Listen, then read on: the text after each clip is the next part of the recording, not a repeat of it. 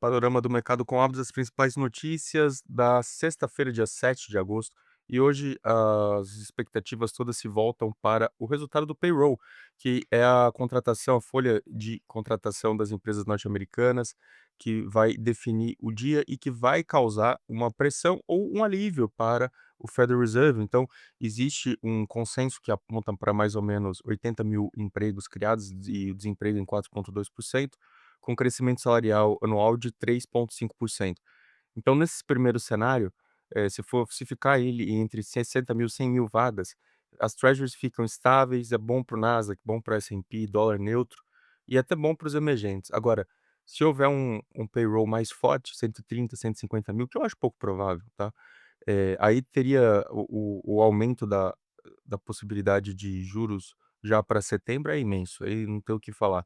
E se houver uma desaceleração, né, um payroll aí de 30, 40, aí é bom para o rally das treasuries, porque os yields caem, o Nasdaq pode até subir e pode ajudar a levar a um cenário de que o Federal Reserve talvez não aumente os juros, porque olha para o mercado de trabalho que está desacelerando mais do que o previsto. Mas essas extremidades eu penso que são pouco prováveis, então o payroll vai ficar realmente ali eu acho que vai ficar na casa ali desses 80.000, orbitando entre 60 e 100.000 nessa janela, que vai fazer com que o Fed ainda continue olhando para outras questões, olhando para inflação ainda pressionada, olhando para a manufatura que está se recuperando e está ainda forte, e um petróleo que vem causando pressões inflacionárias, né. Então se você olhar, o quadro, você tem um mercado de trabalho lá com o JOLTS desacelerando e o ADP fraco.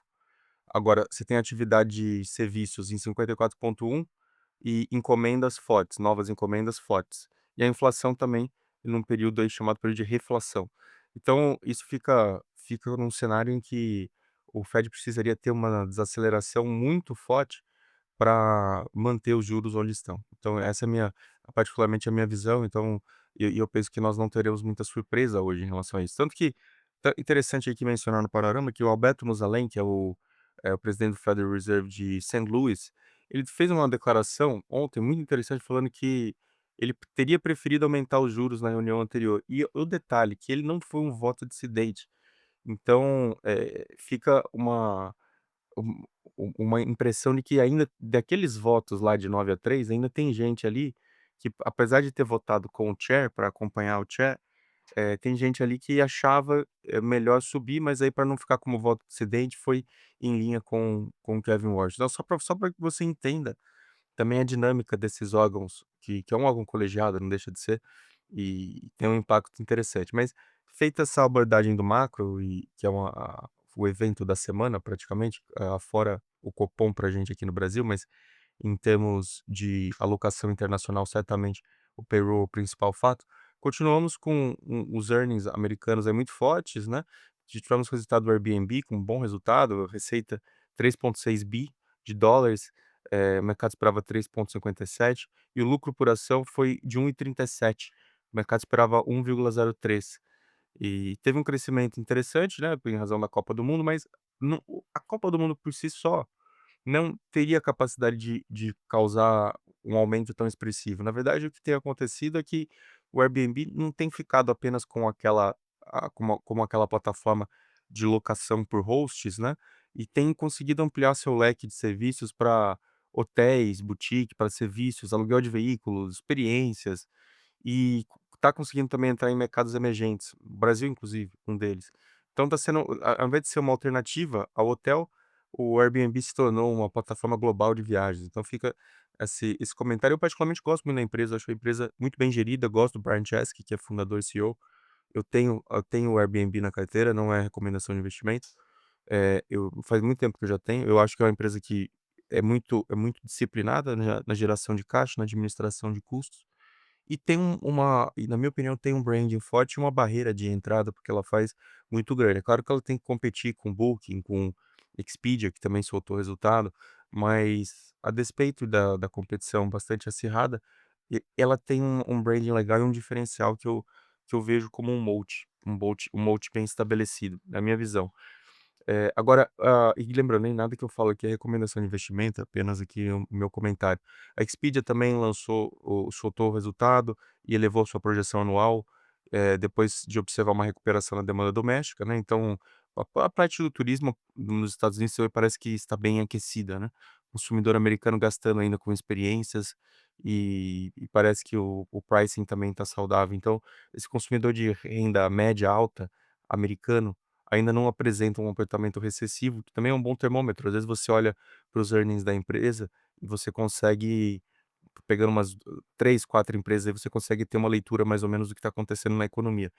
Então fica esse comentário. Em relação à Europa, também tivemos bons, resultados que surpreenderam bastante na parte de healthcare também, eh, e a estimativa de crescimento de lucro das empresas do STOXX 600 no segundo tri já foram para 22,4%. Então, uma estimativa de crescimento de lucro muito alta também para Europa.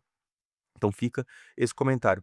Fazendo um pouquinho aqui agora de China, a China teve as exportações em níveis muito altos, saíram agora, esses números saíram agora, na madrugada, e exportação de julho cresceu 23,9% ano contra ano, e as importações 27,5%, superávit comercial de 112,5 bi. Mas é uma composição interessante, porque o que acontece? Existe uma bifurcação na China entre exportação e importação. O mercado doméstico está muito, tímido, muito fraco. Os chineses não fazem um estímulo fiscal para tentar incentivar o consumo, são bastante cautelosos também com relação a estímulos monetários. Por consequência, nós temos uma economia que está ainda muito dependente das exportações. Exportações de semicondutores quase dobraram, exportações de high-tech cresceram 40,7%, olha isso. Automóveis continuam muito fortes, eu até fiz um vídeo no YouTube sobre isso. E a Europa e parte da Ásia também tem compensado parcialmente a fraqueza do comércio com os Estados Unidos. Então ela está conseguindo exportar para outras regiões, apesar do comércio com os Estados Unidos com as tarifas, né. Mas isso causa uma preocupação. Então, só para você ter uma ideia, novos empréstimos bancários podem cair de 1,6 tri de renminbi para apenas 45 bi em julho, né. Então isso mostra que a China exportadora está forte, mas a China consumidora continua muito fraca. E é por isso que o mercado, os investidores estrangeiros de modo geral, ainda não estão confortáveis para uma exposição à China, para empresas ligadas ao mercado doméstico, e preferem ficar em empresas de tecnologia, empresas de manufatura que têm uma receita global. Então fica também esse comentário sobre a China. Falando um pouco de Taiwan, Taiwan também mesma situação, né, o motor continua sendo a IA, muita exportação, para TSMC muito bom também, demanda ainda muito forte, então ele está mais ou menos nessa mesma tendência. A Coreia caiu, 1%, lembrando muita volatilidade lá em razão das empresas de memória, que são praticamente metade do índice, então um índice muito concentrado, soma-se a alavancagem, a abertura de ETFs alavancados, e o Nikkei também corrigiu, 1%, né, tem essa atuação conjunta, intervenção coordenada de Bessent com o Ministério das Finanças no Japão, para tentar segurar o preço do iene e não subir a curva de juros americana. Então ainda vejo isso como um risco. Vamos falar agora de Brasil.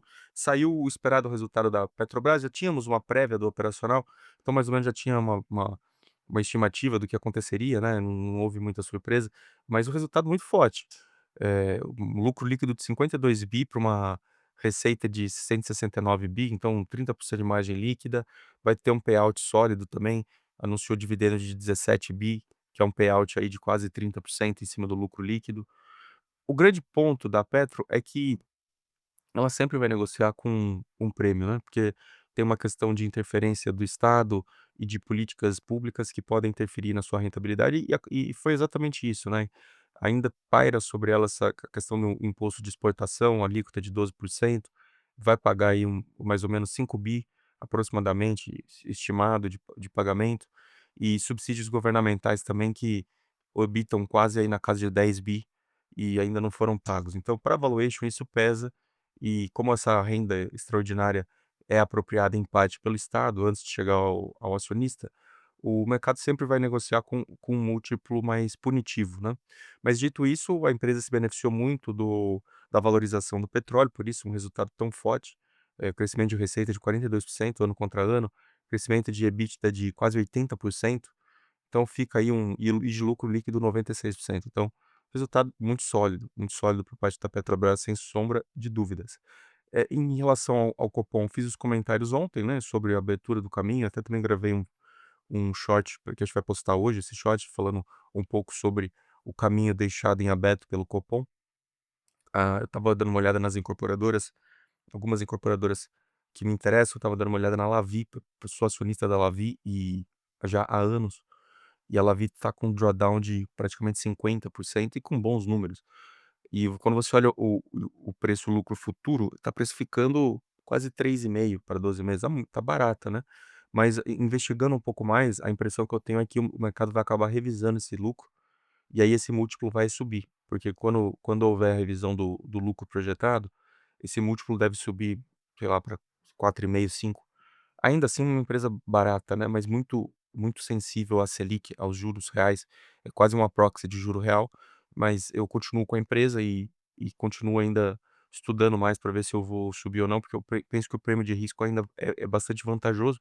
A empresa antigamente era caixa líquida aí, não tinha dívida, agora está um pouquinho endividada em relação à à sua estrutura de capital e estava analisando, é saudável ainda, gera lucro operacional bastante alto em relação ao juro que paga, mas como é um setor muito cíclico, já me começa a me causar um pouco de preocupação. De todo modo, não é recomendação de investimento, estou aqui compartilhando só o meu processo, o meu racional aqui, na minha forma de pensar. E agora, vou fazer um comentário sobre 2 empresas, até por pedido do Enzo e o Rafael, que sempre me acompanha aqui, um abraço para ele. Falar um pouquinho do Mercado Livre. Também sou acionista de Meli já há algum tempo, uma empresa que eu particularmente gosto muito, mas eu vou confessar aqui que eu estou um pouco preocupado com a estratégia do Meli. O que acontece? O grande valor do Meli está no braço da fintech, certo? Que é o Mercado Pago. A captura do valor está no Mercado Pago. Então, o e-commerce é uma forma de captação de cliente, mas a forma de rentabilização está no Mercado Pago. E o Meli, ele tem, né, seria o CAC do Mercado Pago. Só que o Meli, ele tem utilizado muito subsídio de entrega, tá bancando a entrega, tá tentando forçar muito a vinda do cliente para o seu e-commerce. E isso faz com que a margem operacional do Meli caia muito. Então a empresa defende que isso faz sentido, que faz parte de um CAC e que essa monetização virá por meio das finanças ali do Mercado Pago, né. Uma vez no ecossistema, esse cliente, consegue ser impactado por ofertas de rendimento, né. Então tem o cofrinho lá, pagando um atrativo do CDI, concessão de crédito pré-aprovada, emissão do cartão, e aí eles começam a monitorar o TPV fora da plataforma e começa a ver que o usuário ainda está usando a parte de adquirência fora da plataforma, então eles justificam dessa maneira, alegando que o e-commerce é um CAC para monetizar a parte financeira. Só que nós temos que, como investidores, por isso que eu falo nós, temos que continuar acompanhando primeiro, qual que é a inadimplência do cartão de crédito que está crescendo, então o que é chamado non-performing loans, e como houve um crescimento acelerado desse portfólio de crédito, é importante acompanhar qual é a qualidade desse devedor, desse inadimplente, né. Então e fica aqui esse o primeiro ponto, e o segundo ponto é essa compressão de margem do lucro operacional, que parece ser uma estratégia muito consciente da empresa de maximizar o retorno absoluto lá na frente, uma estratégia de longo prazo. Só que eu tenho um pouco de dúvida, porque quando eu vejo o comportamento do cliente brasileiro, eu vejo que ele é muito sensível a preço. E quando você pega uma Shopee da vida, que tem uma estratégia de produto barato e de vender volume, e o sujeito vai para lá porque paga muito barato, me causa um pouco de preocupação. E o TikTok Shop, lá o Live lá também, que é uma, até fiz vídeo no YouTube já sobre esse assunto, é outra grande ameaça. Então, gosto da empresa, acho que o valor está todo no Mercado Pago, acho que o e-commerce é uma estratégia de CAC mesmo, de absorção dessa clientela, mas, embora eu seja alguém que olhe tudo a longo prazo, acho que é até por isso que eu tento me aqui fazendo uma transparência do meu processo de alocação e de pensar, é isso que me justifica ainda ter a empresa, porque uma visão de longo prazo, mas quando eu começo a olhar a estratégia dos concorrentes, e os concorrentes que estão vindo para competir com o Meli, isso me causa um pouco de preocupação. Só para você ter uma ideia, aqui um relato muito mais anedótico, a Livelo, eh, tinha a Amazon e o Mercado Livre. A Amazon falou: "Olha, não quero mais fazer parceria com vocês". Então a Amazon adotou uma estratégia mais conservadora, falou: "Eu não vou ficar bancando compra aqui, remunerando com milha".